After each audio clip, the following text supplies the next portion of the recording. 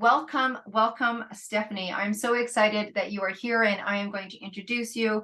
And if you do not know Stephanie, you are in for a treat. This woman delivers. She is a certified life coach. She has such a zest for life. When we first met, it was that same thing, right? Like, it's kind of sometimes you meet people's energy before you meet their information. And that's what it was like with Stephanie. It was like she got on there and she was just beaming. And I was like, okay, this is going to be good. Buckle up, right?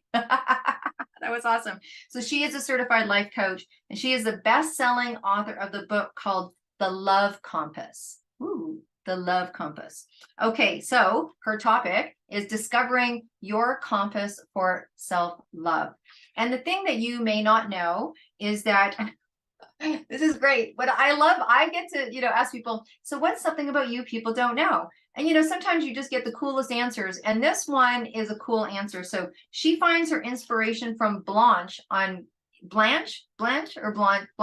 from Golden Girls. Now, who remembers the Golden Girls? That is awesome. She's like, woohoo. Okay. So her music that she loves is Higher Love by Whitney Houston. Welcome to the Stand Up, Speak Up, Show Up stage. Thank you for joining us today.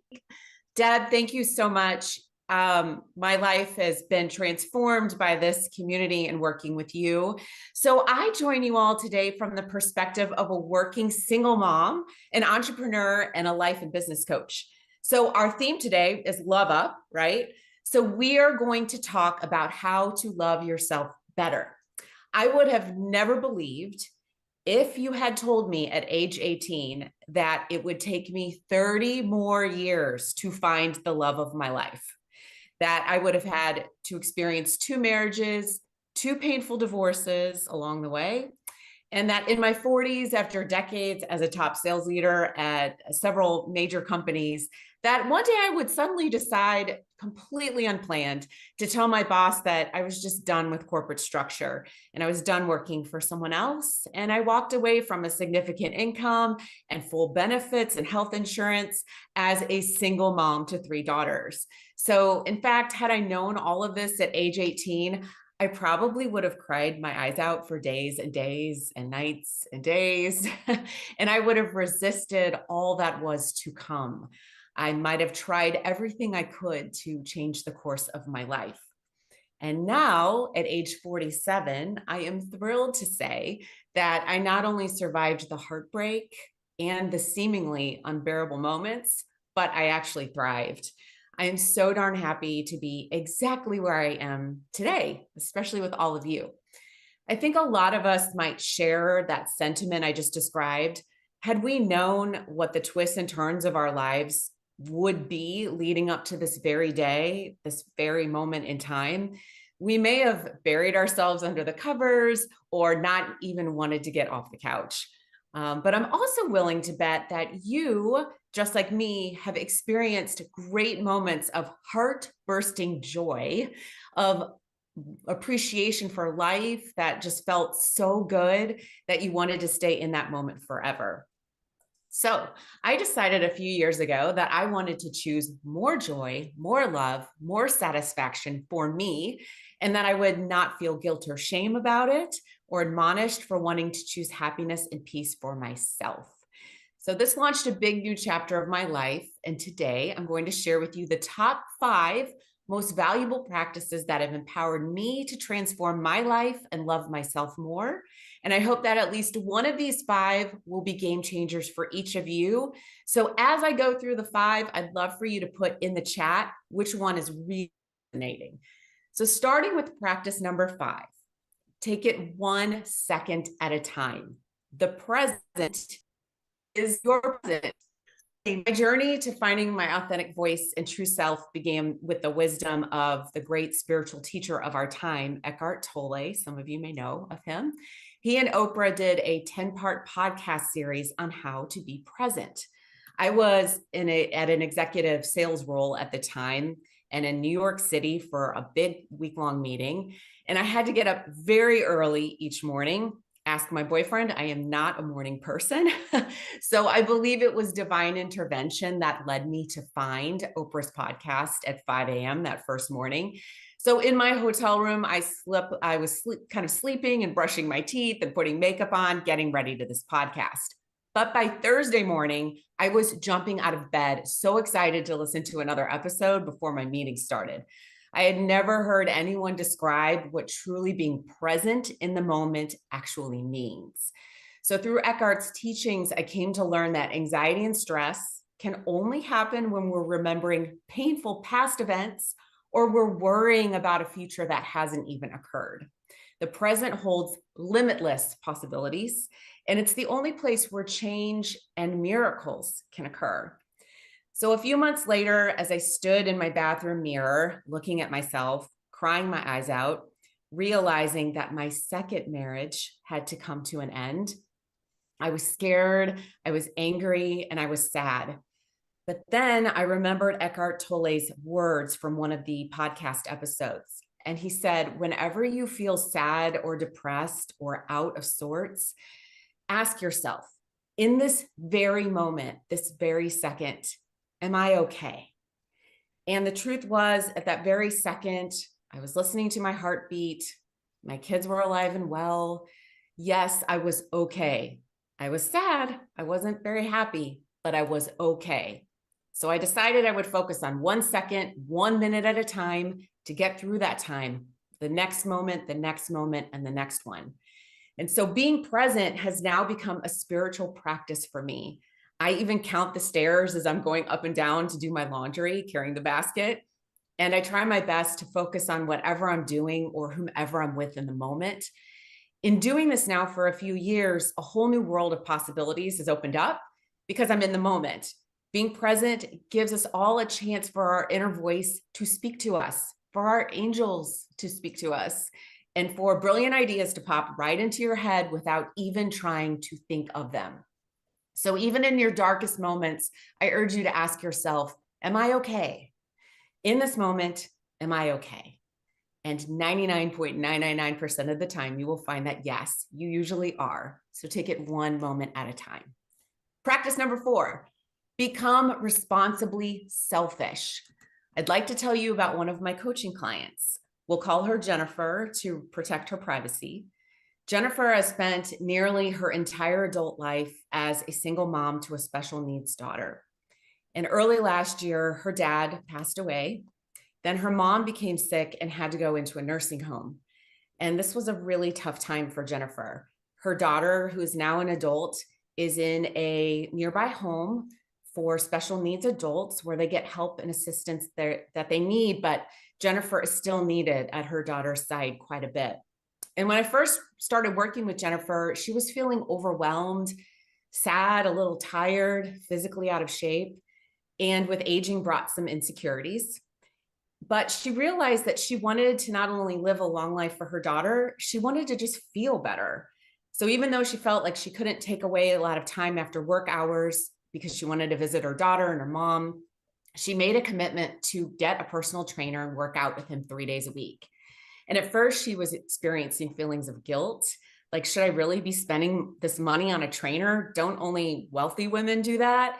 And should I be taking important time away from my mom and from my daughter to work out? But she knew she needed to take care of her health, shed pounds, and create that total health and strength and even more energy for herself. And so she decided to be responsibly selfish.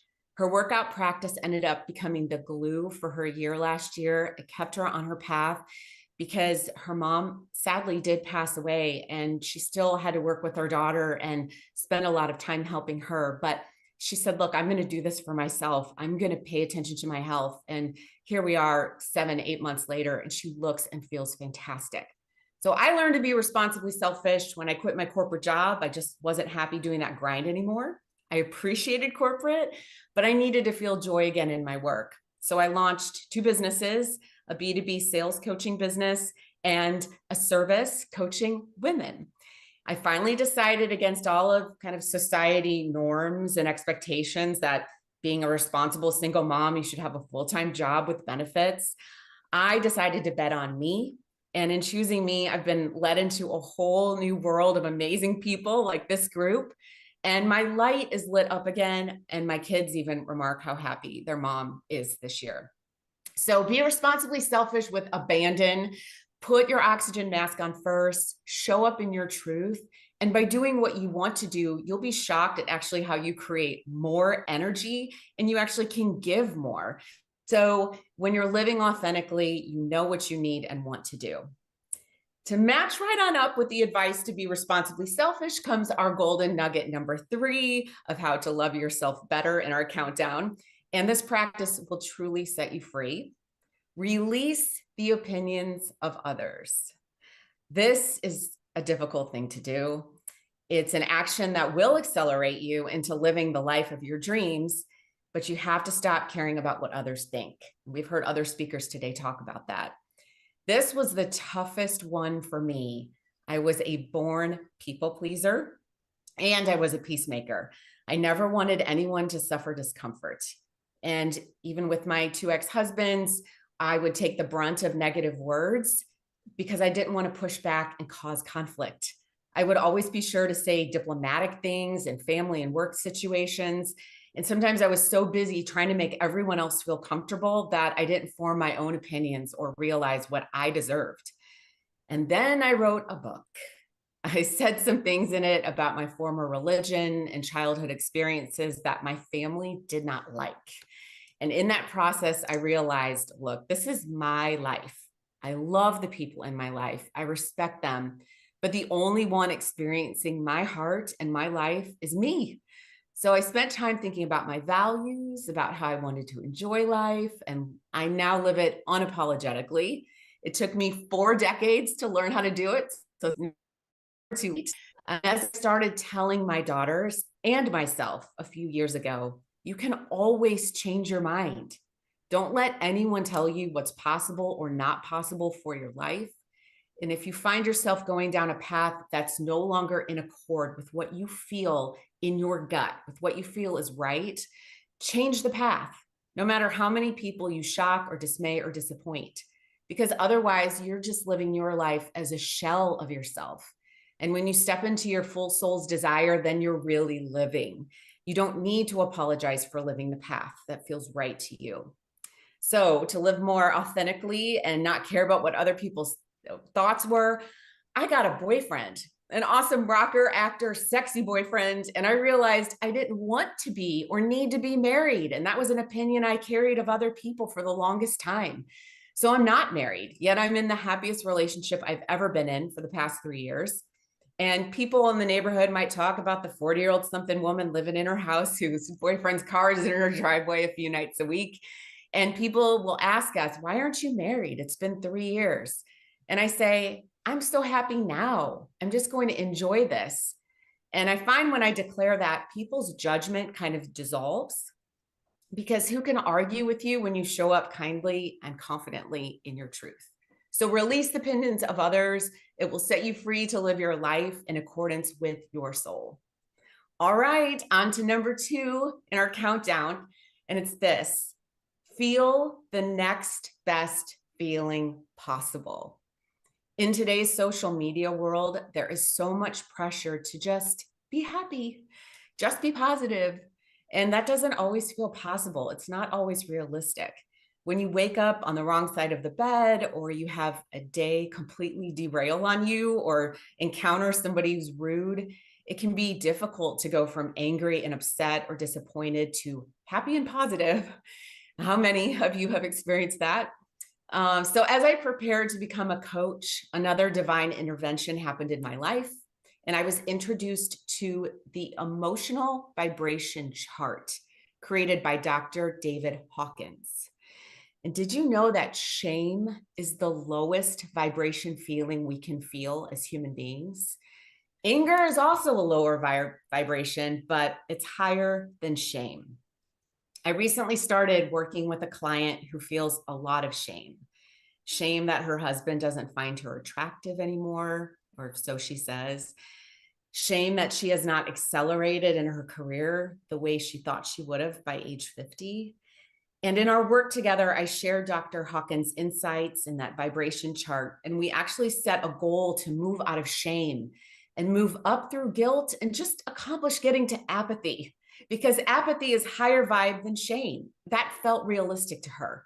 So she took some guidance on some specific exercises we created, and she moved out of shame And in fact, after a few days in apathy, she kept moving up and she got to anger. And anger was so good for her because she cried. She had an emotional release. And after releasing all of that, she then got to a next best feeling, which was hope. And hope is pretty darn high on that vibration scale. So I want to share with you all and encourage you all to remember this, that you have the power to choose a better feeling. No one can make you feel anything different other than what you want to feel. You can acknowledge the feeling you have that doesn't feel very good and pick a next best feeling. Nobody expects you to go from grief or anger to instant joy. And if they do, again, release the opinions of others. But if you're grieving, for example, you could choose to think about someone in your life currently that you love and think about the love you have with that person. Appreciation is higher vibe than grief. So you could work on feeling appreciative. Or if you're angry, try to just look out the window or look around as you drive and appreciate a tree or the sun shining and that there is still beauty in the world. And that will help you elevate out of anger. So pick the next best feeling. Once you start to become aware of what you're feeling and really tuned in, and you learn how to move up through those feelings, you'll start to figure out how to get yourself to a better feeling place with more and more practice. And you'll have the energy to do things and feel things that you never even thought possible. I mean, in some ways, I didn't even get in touch with some of my true feelings until my 40s. So now we're at number 1. So drum roll. The number 1 practice I have felt and experienced for self-love, to love ourselves better, to love up. And this is so important for us women on this call, especially because we give so much, is this: open yourself up to receive. Again, open yourself up to receive. We spend so much time giving our physical energy, our emotional energy to everyone and everything around us that we get out of practice on how to actually receive. New clients will come to me and say, I did my vision board, Stephanie, but the dream car is not in the driveway. My dream guy hasn't yet arrived, and it's been a year. What is going on? And so I believe that every time we create a desire from our heart, from a place of alignment inside of us, that desire then, poof, it exists somewhere in the universe. It's out there waiting for us to receive it. Jesus said, seek and you shall find, ask and it shall be given.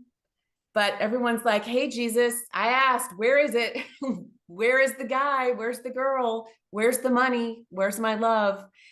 And everything you've asked for has been given to you. It's ready for you. It's ready for me. It's ready for all of us.